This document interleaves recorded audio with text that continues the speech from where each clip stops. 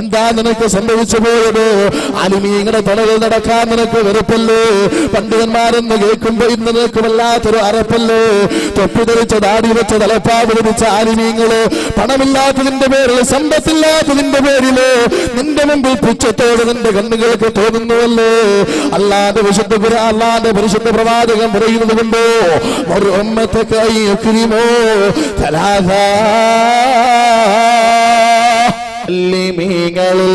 മിക്ക പേരും പ്രാർത്ഥിച്ചതാണത് മുസ്തഫ ഖൈറുൽ വറ.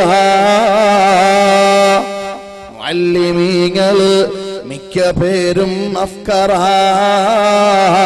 പ്രാർത്ഥിച്ചതാണത് മുസ്തഫ ഖൈറുൽ വറ.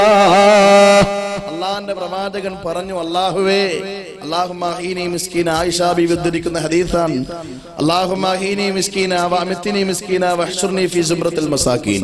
എന്നെ നീ മിസ്കീനാക്കി ജീവിപ്പിച്ചാൽ മതി അല്ലാ, മിസ്കീനാക്കി മരിപ്പിച്ചാൽ മതി അല്ലാ.